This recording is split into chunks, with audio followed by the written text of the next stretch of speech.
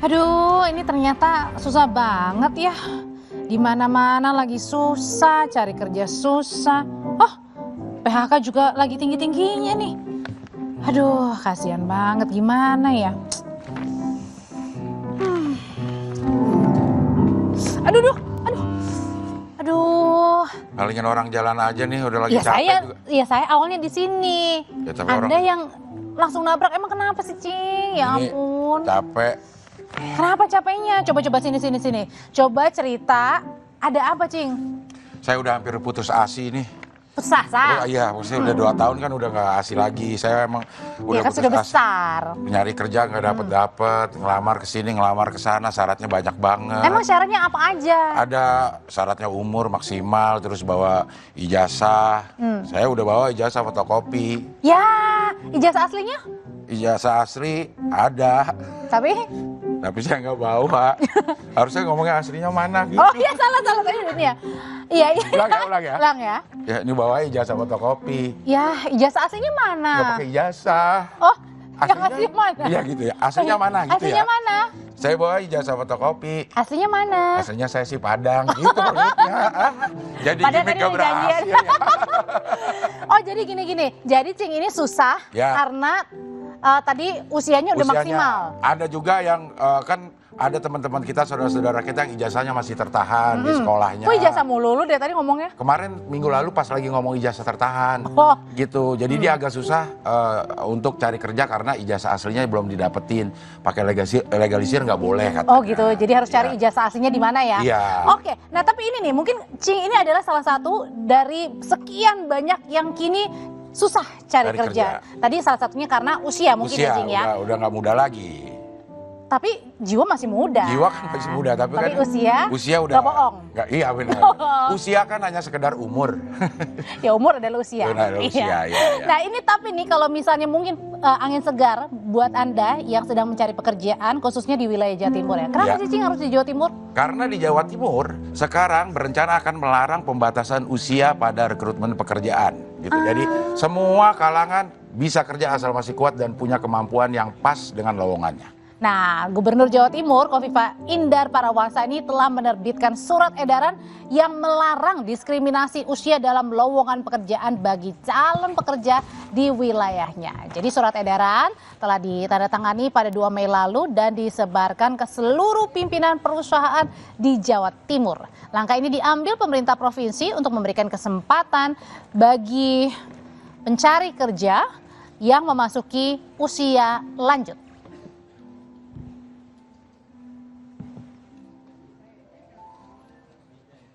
Saiki lho Rek, kalau misalnya ada PHK, dia sudah bekerja, katakan dia bekerja 20 tahun.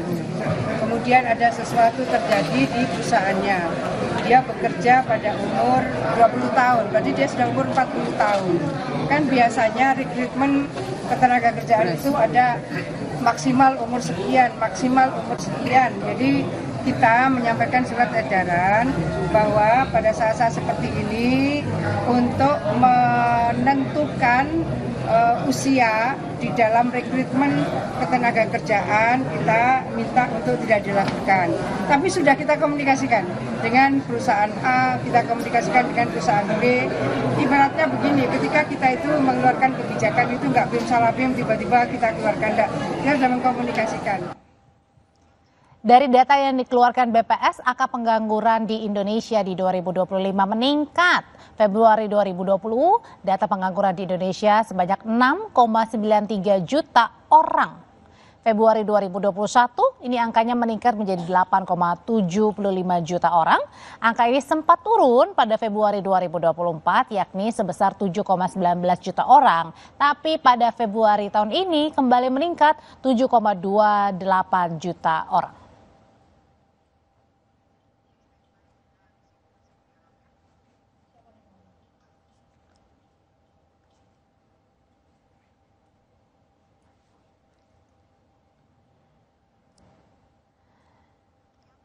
Ya, kita sudah terhubung dengan Pak Emil Dardak. Kita akan ngobrol lah. Kira-kira ini kenapa ada satu terobosan keputusan yang luar biasa ini. Benar. Menghilangkan Batas usia. Batas usia. Iya. Ya. Selamat malam Kak Mas Emil, Wakil Gubernur Jawa Timur. Malam Mas Emil. Malam, Assalamualaikum. Waalaikumsalam. Waalaikumsalam. Ya. Mas Emil, ini apa sih semangatnya sehingga pemerintah daerah Jawa Timur ingin menghilangkan batasan umur dan apakah ini tidak melanggar sama ketentuan-ketentuan di atasnya, Kang Emil? Iya, jadi ini sudah dipastikan, Ya. bukan saja ini tidak bermasalah dengan aturan-aturan yang ada, bahkan aturan yang ada sebenarnya memberikan prinsip yang seharusnya meniadakan diskriminasi. Oke. Ada diskriminasi gender, ada diskriminasi usia, dan lain sebagainya sebenarnya, gitu ya. Ya. Nah, oleh karena itu tetapi begini, banyak yang mungkin bilang, buat apa Pak dikasih surat edaran? Toh akhirnya pihak perusahaan punya kewenangan penuh menentukan siapa yang diterima. Ya betul, ya kecuali di lingkungan pemerintah lah mungkin kita bisa atur. Tetapi begini, menaruh batas usia itu seperti sebuah kebiasaan yang otomatis dilakukan tanpa dipikir sebenarnya itu perlu atau tidak. Jadi ya udah taruh aja batas usia. Kalau misalnya jabatan pekerjaan-pekerjaan yang sifatnya itu first entry ya, baru masuk gitu, itu udahlah kita terapkan usia gitu. Jadi padahal dia sendiri sebenarnya bukan pihak yang sangat saklek menginginkan itu, tapi ya udah HRD udah kebiasaan buka lowongan ya begitu gitu. Nah, inilah yang ingin kita pertama dobrak di sini adalah set itu gitu. Jadi misalnya gitu, sekarang orang tuh masih biasaan nyalain mobil dipanasin kan gitu, padahal sebenarnya mobil-mobil baru nggak perlu dipanasin lagi mesinnya kan gitu. Ini kan sebuah Jadi merubah kebiasaan gitu, ya, lanjut. Mas ya? Iya, kebiasaan yang akhirnya saat kami tanya, oh iya ya, pas kita nanya ke perusahaan, oh iya Pak, kita malah lebih senang kadang sama yang udah lebih mature. Karena mereka lebih stabil, mereka lebih loyal gitu. Jadi mereka juga nggak aware bahwa ternyata aturan ini diberlakukan. Ini sebuah kebiasaan di lingkungan HRD yang ingin kita hilangkan.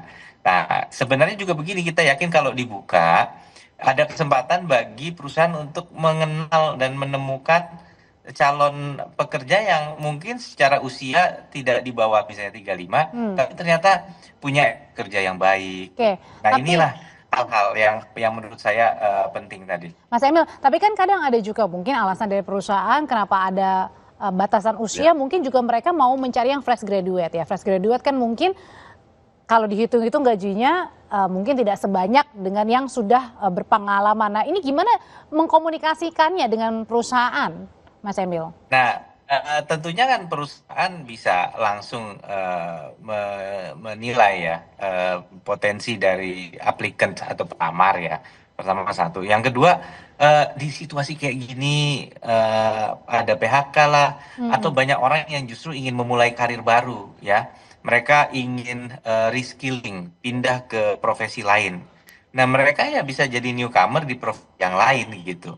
Mereka punya pengalaman dalam hal pengalaman bekerja sebagai tim, bekerja dengan tanggung jawab, tapi di bidang itu mungkin mereka bisa dikatakan newcomer. Atau yang mereka yang jadi korban PHK terus ingin mencari kerja lagi. Nah, bayangkan kalau kemudian aturan ini mendiskriminasi mereka. Tentu ini sangat merugikan. Ya, Mas Emil? Ya? Ya, ada aturan khusus nggak selain dari surat edaran ini supaya dipastikan bahwa setiap perusahaan akan menaati atau menjalankan apa yang dimaksud dari surat edaran ini, Mas Emil? Kita akan coba dulu ya dengan langkah-langkah konkret. Pertama memberikan keteladanan. Jadi misalnya di lingkungan BUMD ya. Karena kalau PNS kan ada aturan sendiri, tetapi P3K sekarang kan tidak mempersyaratkan. Ya, kalau P3K pegawai pemerintah dengan perjanjian kerja. Nah, di situ kita harus mulai memberikan teladan. Lalu BUMD misalnya melakukan rekrutmen. Nah, kemudian untuk kita akan juga kan Dinas Tenaga Kerja melakukan pameran lowongan kerja misalnya, fair namanya ya. Nah, di fair itu tentu yang ikut semua ya ini. Oke, sambil diperbaiki mungkin Mas Emil komunikasinya atau saluran komunikasinya. Nah, pertanyaan berikutnya kalau tadi kan dimulai dulu dari BUMD begitu ya, dari Pemprov begitu. Nah, pertanyaannya, apakah selain batas usia yang sudah dihapuskan, ini jangan-jangan siapapun yang mau melamar ke Jawa Timur nih nggak apa-apa nih, alias ya di luar domisili dari Jatim juga diterima, Mas Misalnya Emil? saya mau ngelamar di Nah, Surabaya gitu. iya, dari Jakarta mau ke Dari Jakarta Surabaya. ke Surabaya gitu. Bisa nggak? Ya, selama ini tentu kita ini NKRI ya, Ya. kita NKRI. Tapi kadang konteksnya misalnya di Gresik ada peraturan bupati yang mendorong investasi di sana untuk mengutamakan pekerja setempat misalnya. Tentu ini sesuatu yang bertujuan untuk memberikan dampak kepada masyarakat setempat. Nah, bagaimana kemudian hal-hal ini diterapkan, apalagi memang ini berlaku untuk tadi terutama masyarakat Gresik itu melihat banyaknya investasi besar, kemudian tentunya industri-industri berkembang, maka bupati kemudian memberikan dorongan, tetapi untuk skill set tertentu yang memang membutuhkan talent pool yang lebih luas, tentu hal-hal seperti ini tidak bisa dibatasi gitu.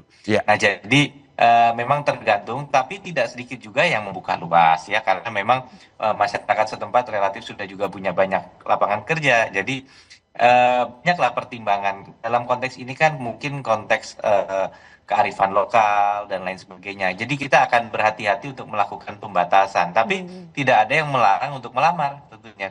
Keputusan itu akan kembali kepada masing-masing perusahaan, namun tadi ada konteks tertentu, aturan tertentu yang pastinya akan diperhatikan perusahaan dalam buka lowongan. Ada jenis-jenis pekerjaan yang bisa diprioritaskan nggak untuk dihapus saja pembatasan usianya, Mas Emil? Oh, justru dibalik.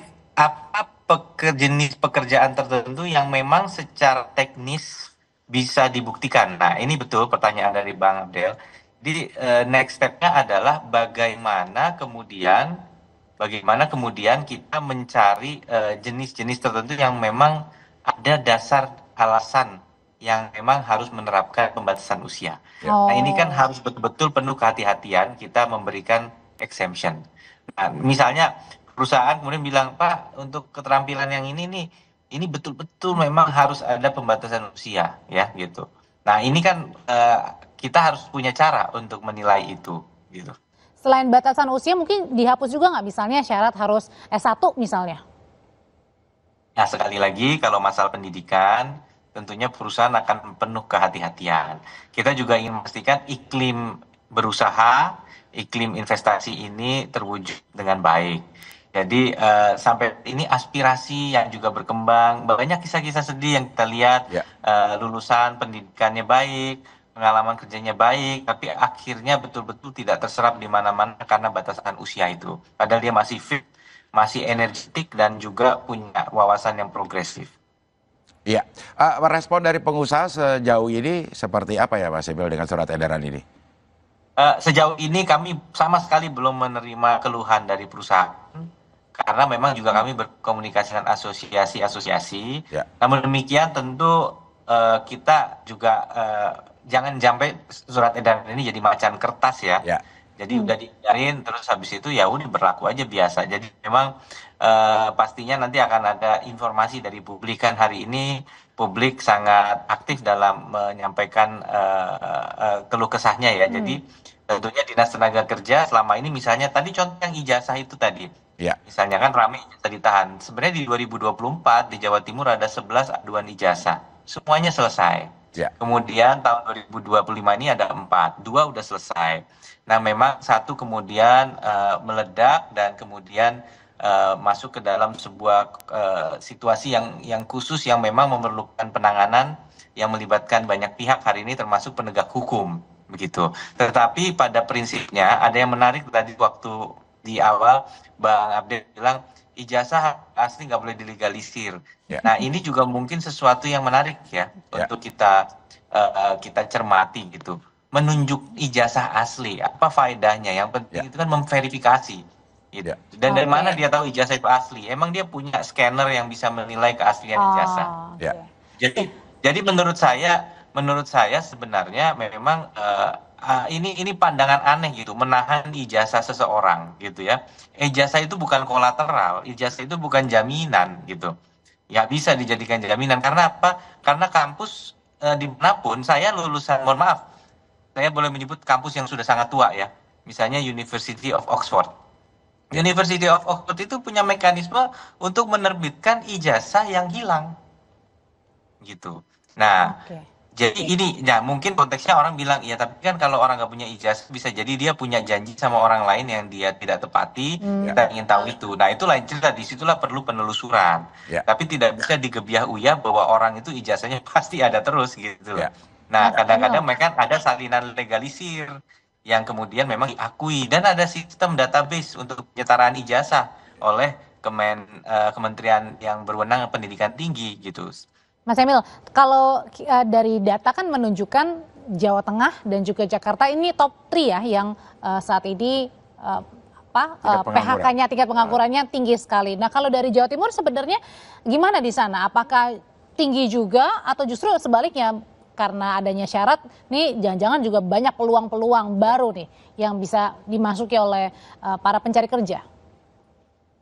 Ya, jadi tentunya ini salah satu upaya kita untuk lebih memberikan nilai keadilan di tengah masyarakat. Jadi pemerintah itu hadir bukan hanya mengejar target angka, tetapi juga nilai-nilai keadilan harus kita junjung tinggi.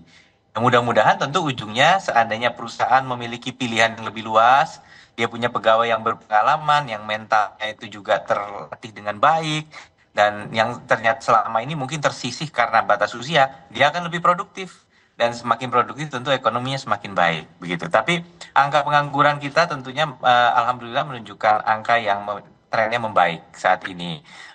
Tetapi sekali lagi kita memang sangat-sangat antisipatif terhadap kondisi perekonomian dunia yang tentu punya dampak pada Indonesia, apalagi Jawa Timur sebagai provinsi yang sudah berkembang industri dan jasa perdagangannya tentu semakin terkoneksi dengan sistem perekonomian global. Ya. Baik, terima kasih Mas Emil. Mudah-mudahan kebijakan atau surat edaran ini bisa menjadi inovasi dan bisa ditiru oleh pemprov-pemprov lain, sehingga para pencari kerja juga lebih leluasa untuk mendapatkan pekerjaan. Terima kasih Mas Emil. Terima kasih Mas Emil. Terima kasih. Ya. Tetap bersama kami di Sapa Indonesia malam akhir pekan. Kami masih akan punya informasi lainnya untuk Anda tonton. Tetap bersama kami.